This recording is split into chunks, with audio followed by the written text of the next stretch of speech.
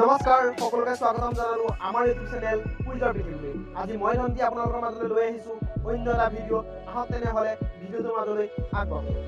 বন্ধু বান্ধৱীসকল, মই আজি আলোচনা কৰিম অসম বুৰঞ্জীৰ 10টা প্ৰশ্নৰ উত্তৰ।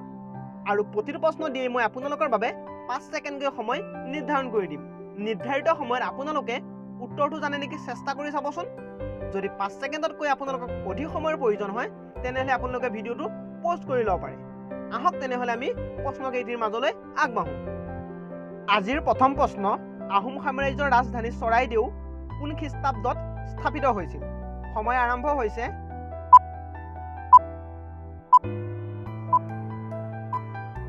সময় সমাপ্ত হৈছে। ইয়াৰে শুদ্ধ উত্তৰটো হ'ব 1253 খ্ৰীষ্টাব্দত। আজিৰ দ্বিতীয় প্ৰশ্ন, কোনজন ৰজাৰ শাসনকালত আৰু ক'ত জয়মতী কুঁৱৰীক শাস্তি দি হত্যা কৰা হৈছিল? সময় আৰম্ভ হৈছে।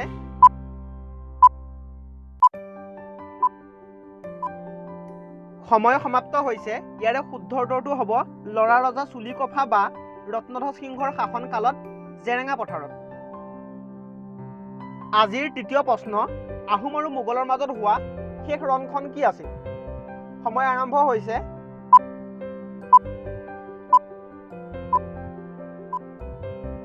সময় সমাপ্ত হৈছে। ইয়াৰে শুদ্ধ উত্তৰটো হ'ব ইটাখুলি ৰণ। এই ৰণখন হৈছিলে 1682 খ্ৰীষ্টাব্দত।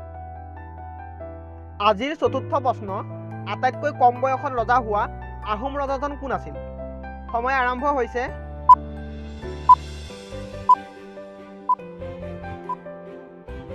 সময় সমাপ্ত হৈছে। ইয়াৰে শুদ্ধ উত্তৰটো হ'ব চুলিকফা বা ৰত্নধ্বজ সিংহ। তেওঁ 14 বছৰ বয়সতেই ৰজা হোৱাৰ বাবে তেওঁক ল'ৰা ৰজা বুলিও জনা যায়। আজিৰ পঞ্চম প্ৰশ্ন, অসমলৈ সৰ্বপ্ৰথম মানসকলক কোনে আনিছিল? সময় আৰম্ভ হৈছে।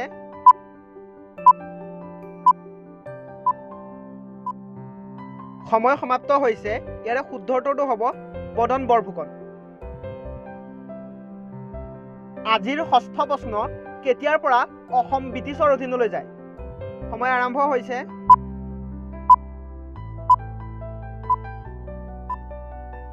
সময় সমাপ্ত হৈছে। ইয়াৰে শুদ্ধ উত্তৰটো হ'ব ইয়াণ্ডাবু সন্ধিৰ জৰিয়তে 1826 চনৰ 24 ফেব্ৰুৱাৰীৰ পৰা। আজিৰ সপ্তম প্ৰশ্ন, শৰাইঘাটৰ ৰণত মোগল আৰু আহোমৰ সেনাপতি কোন আছিল? সময় আৰম্ভ হৈছে।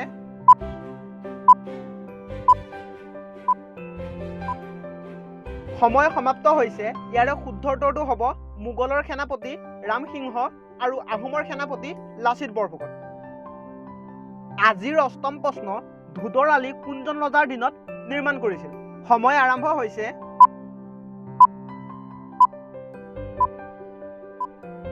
সময় সমাপ্ত হৈছে। ইয়াৰে শুদ্ধ উত্তৰটো হ'ব স্বৰ্গদেউ গদাধৰ সিংহৰ দিনত। আজিৰ নৱম প্ৰশ্ন, আহোমৰ শেষ স্বাধীন ৰজা কোন আছিল? সময় আৰম্ভ হৈছে।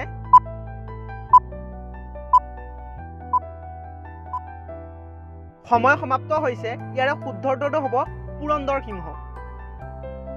আজি শেষৰ তথা অন্তিমটো প্ৰশ্ন হৈছে, আহোমৰ কোনজন ৰজাক দিহিঙীয়া ৰজা বুলি জনা যায়? সময় আৰম্ভ হৈছে।